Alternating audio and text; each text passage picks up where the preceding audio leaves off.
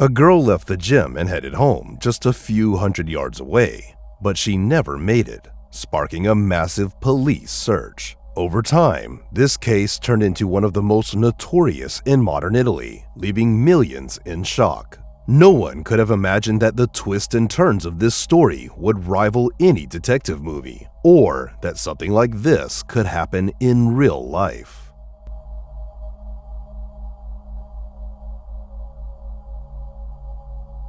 Yara Gambirasio was born on May 21, 1997, in a small Italian town called Brembate di Sopra. This quiet place, not far from Milan, has a population of just over 7,000 people and is known for its peaceful life, old architecture, and beautiful nature. Yara's family had lived there for generations. She had loving parents, an older sister, and 2 younger brothers. Yara loved her hometown. She went to the local school, had lots of friends, and was very active in gymnastics. Just a few hundred yards from her home was a big sports center, and Yara went there almost every week. On November 26, 2010, when she was 13, she planned to swing by the gym quickly to return a stereo to her coach. Around 5:15 p.m., she said goodbye to her parents and headed out, saying she'd be back in about an hour. Yara's parents weren't worried about letting her go out alone, despite her age. Their town was very safe, and the walk to the gym only took a few minutes. But that evening, they started to get concerned because Yara was late. By 7 p.m., she still hadn't come back, which was unusual. At 7:11, her mom tried calling her, but it went straight to voicemail. This really worried her parents, so they immediately contacted the police. The case was referred to a police department in a larger nearby city, about 7 miles away, and an experienced detective, Letizia Ruggeri, was assigned to handle Yara's disappearance. She immediately sent officers to the town to start the search and also called in the military police for help. After talking with Yara's parents, they went to the gym to piece together her last movements. Yara's coach confirmed she had come by around 5:30 p.m. Her friends also said they saw Yara, chatted with her, watched her do some exercises, and then saw her leave for home. The police also learned that at 6:44 p.m., Yara had sent a text to a friend, which was the last time anyone heard from her. So, the investigators determined that Yara disappeared somewhere between the sports complex and her home on her way back. They split into several groups, with one combing the streets and another searching for witnesses and other clues, like CCTV footage. Several people who were near the sports center that evening reported seeing a girl who looked like Yara. They said she was speaking with 2 men near a red car, but the police couldn't confirm if it was really her. They searched the entire sports center but didn't find Yara. Meanwhile, local and military police officers were scouring the streets, fields, and the banks of a small river running through the town. Firefighters and volunteers also joined the search, but no one could find Yara. The detective then called in canine units. The search dogs picked up Yara's scent from her belongings, but instead of leading the police from the sports center towards her home, the dogs indicated that Yara had moved in the opposite direction, towards a small town called Mapello. Letizia also requested Yara's cell phone location data, which showed that her phone had connected to a tower in Mapello at 6:49 p.m., just 5 minutes after she sent a text to her friend. Given the distance from the sports center, it was almost certain that Yara couldn't have gotten there on foot, so she must have been transported by a vehicle. At this point, Yara's trail went cold, and the police had 2 main theories. The first, and most likely, was that she had been kidnapped. The second was that she might have run away, but there were serious doubts about this. In her last message, she had made plans to meet a friend the next day, making it hard to believe she would decide to run away just minutes later. Despite their doubts, the investigator interviewed all of Yara's relatives and friends, but nothing indicated any issues at home. Letizia ordered wiretaps on the phones of all family members and several dozen other people. She took a bold step and requested cell phone location data for every phone that was in Mapello on the evening of Yara's disappearance. If it was indeed a kidnapping, the perpetrator's phone would have connected to the towers in the area, but identifying the culprit would still be extremely challenging. In total, the police received information on 15,000 phones that were in the town that evening. They attempted to scrutinize each of these individuals, and a special team was set up to monitor thousands of numbers that seemed suspicious for various reasons. Meanwhile, active searches for Yara continued, but day after day, they yielded no results. Letizia began to doubt that they would make any progress this way, and her last hope rested on the cell phone numbers, one of which had to belong to the kidnapper. Within a few days, the police had listened to thousands of hours of phone conversations, but none of them were related to Yara's disappearance. This continued until late November, when one of the officers suddenly heard a highly suspicious phrase. A man on the phone said, "Forgive me, Lord, I didn't kill her." Investigators quickly identified the man as Mohammed Fikri, a construction worker from Morocco who lived in the same town where Yara's phone signal had last been detected. The police tried to locate him, but there was a problem. The team monitoring the phone conversations was listening to recordings with a few days' delay because it was impossible to process so many calls in real time. Fikri's call was only heard 3 days after it was made, and by the time the police became interested in him, he was already on a ship heading to Morocco. All of this looked extremely suspicious, so the Italian authorities decided to intercept the ship. They found the man, arrested him, and brought him back to Italy. Meanwhile, investigators uncovered another chilling clue. They found Fikri's car and discovered a mattress with bloodstains in the trunk. The mattress was immediately sent to the lab, but here the police faced an unexpected twist. The blood didn't belong to Yara and apparently wasn't even human. Upon further analysis of the cell phone recording, it was revealed that Fikri had said something completely different in his native language, and the officer had mistranslated the second part of the phrase. After conducting additional checks, investigators confirmed that Fikri had nothing to do with Yara's disappearance, and they had to release him. By that time, Yara's case had become one of the most well-known topics across Italy, with extensive coverage in the national media. Millions of people followed the search efforts, hoping she would be found alive. When news of Fikri's arrest hit the papers, many were convinced that the kidnapper had finally been caught, so the news of his innocence came as a shock and disappointment. It meant the investigators were back to square one, with no other leads to help them find Yara. The police continued to monitor phone conversations, search for other evidence, and do everything they could, but nothing seemed to lead anywhere. This continued for exactly 3 months, until February 26, 2011. On that day, a man from a small town 6 miles from Yara's home went to one of the many nearby fields to fly his remote-controlled airplane. But the airplane had some issues, and he had to land it in a spot with tall, thick grass to prevent it from crashing into the ground. When he went to retrieve it, he noticed a pile of rags. At first, he didn't think much of it, but then he saw boots sticking out from under the pile and decided to call the police. Officers found a human body under the rags, but the level of decomposition made it almost impossible to visually identify the victim. However, when Letizia arrived at the scene, she immediately knew. It was Yara.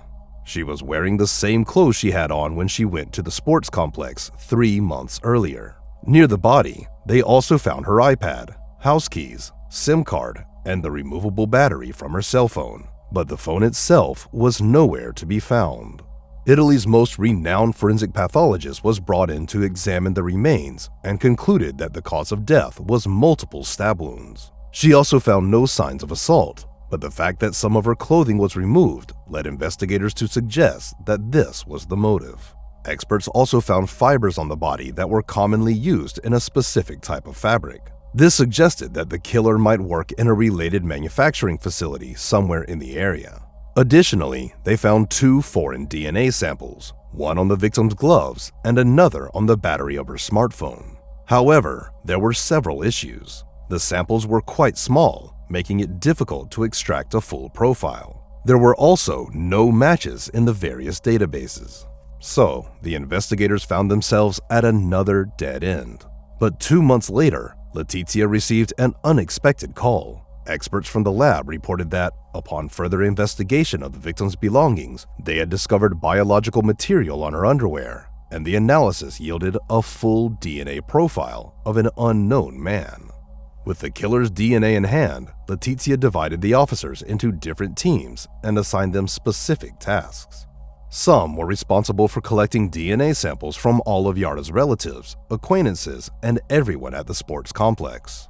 Others focused on analyzing cell phone location data, compiling a list of numbers belonging to people who traveled from Yara's town to Mapello that evening, and then collecting their DNA samples. Given the scale of these tasks, she had to wait weeks for results, which were slow in coming. Even with 3 laboratories across Italy working on the DNA samples, the process could take years.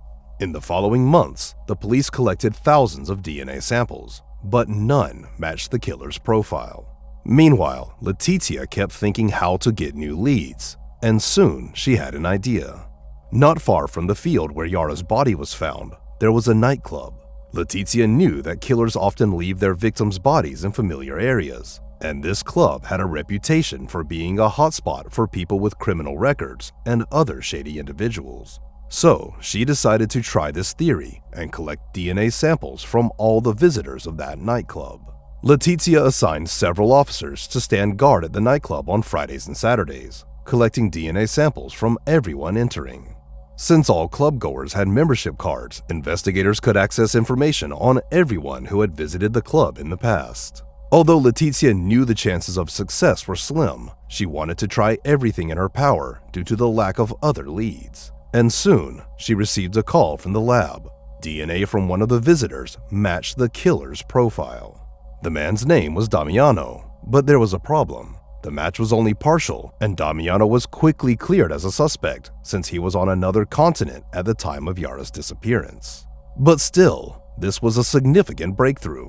Experts assumed that since his DNA only partially matched the killer's profile, Damiano must be related to the actual perpetrator. Letizia and her team began investigating Damiano's family to identify the most likely suspect. Since this was before genetic genealogy became common in criminal investigations, this method was new and extremely challenging. They soon made a surprising discovery. Damiano's mother had worked as a housekeeper for Yara's family for 10 years, but left the job a few years ago. When she found out that someone from her family might be the killer, the woman was deeply shocked.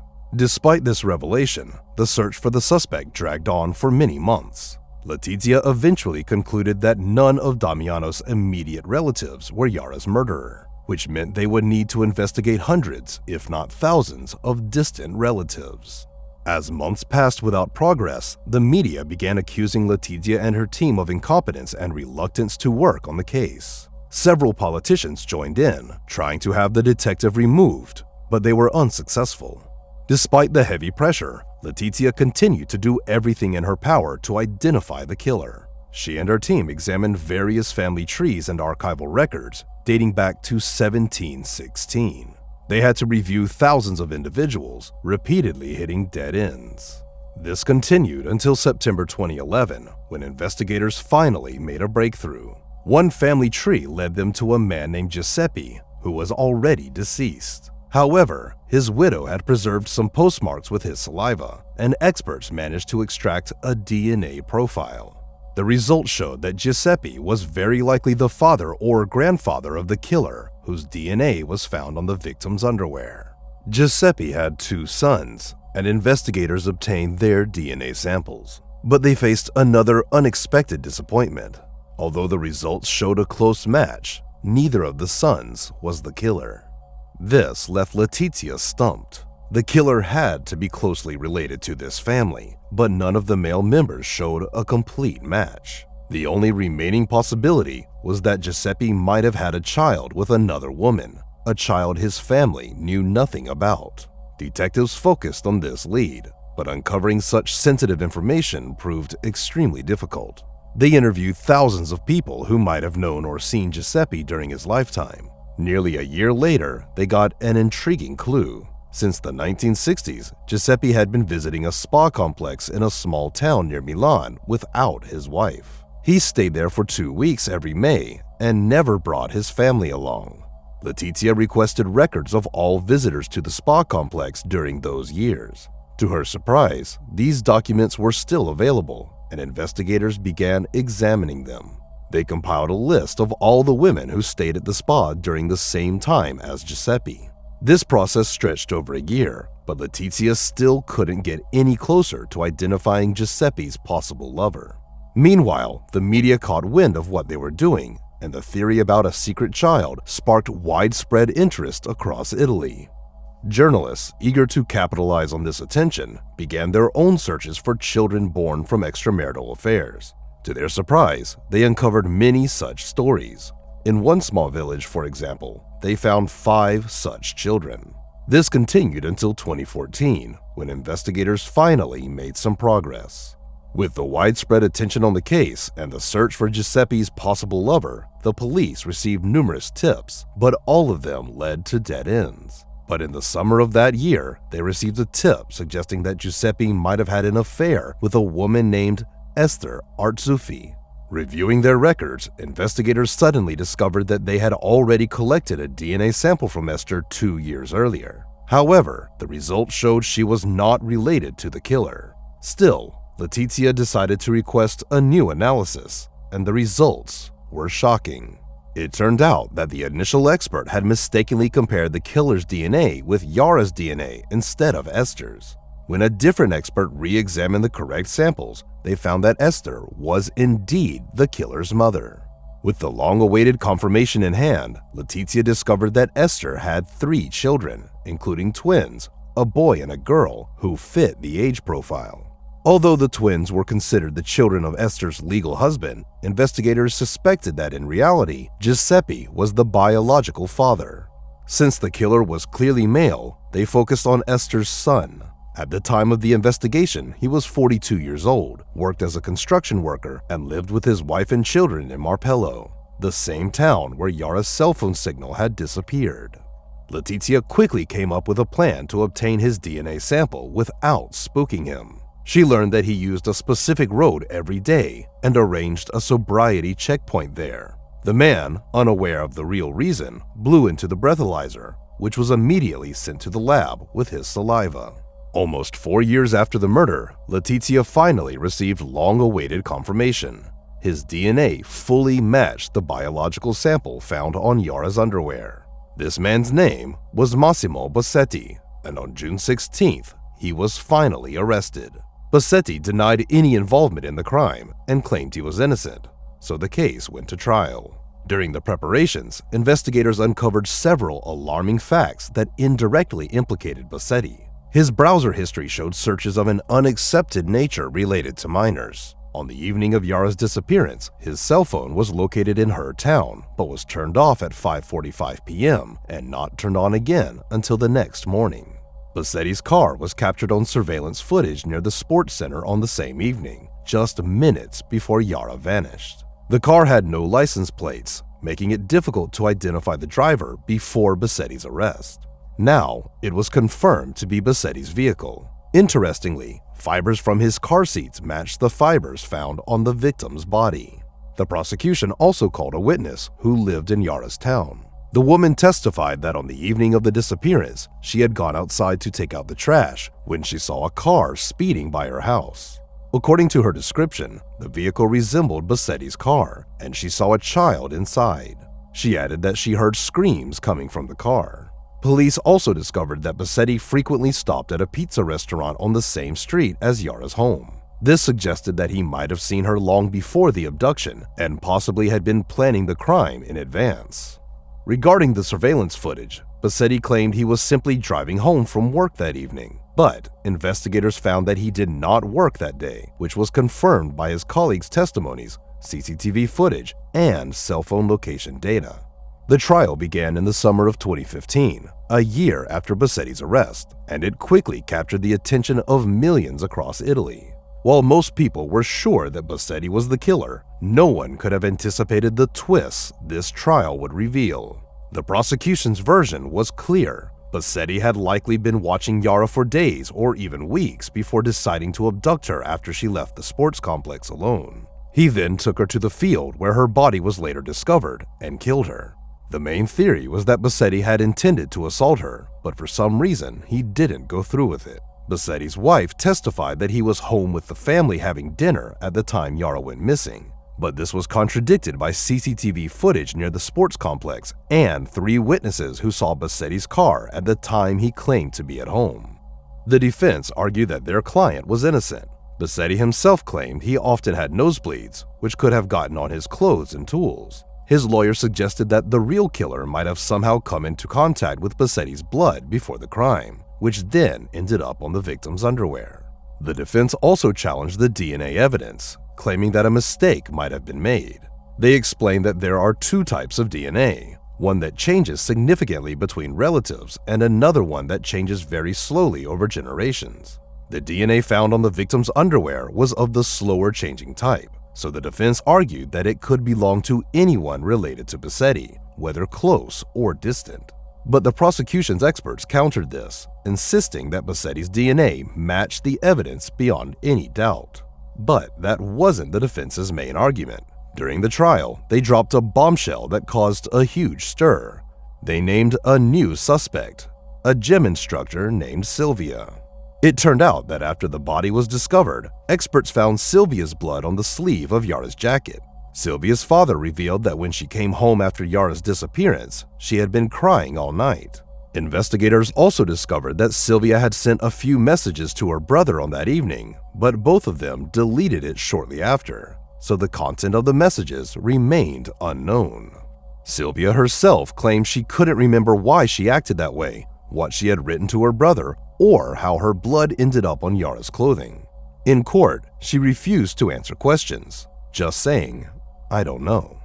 Despite the lack of any clear explanation for these unexpected revelations, there was enough evidence to convict Bassetti. In the summer of 2016, he was sentenced to life in prison, and his lawyers were unable to overturn the verdict. It's worth mentioning that the day after the verdict, his wife visited him in prison and confessed that none of their 3 children were his, admitting she had been unfaithful with several other men. It's also notable that Esther's 3rd child wasn't from her legal husband or Giuseppe, but from another man. Since then, Bassetti has remained in prison, but the story of Sylvia and her blood continues to trouble many who followed the case. Some people find it so suspicious that they question Bassetti's guilt and suggest that he might have been wrongfully accused, with the DNA evidence potentially being manipulated. Nevertheless, this case remains one of the most high-profile in modern Italian history, and all evidence was carefully examined by the country's leading experts, making the likelihood of Bassetti's innocence extremely low. Share your thoughts on this story in the comments section, and don't forget to press the like button if you enjoyed my video. Thank you for watching.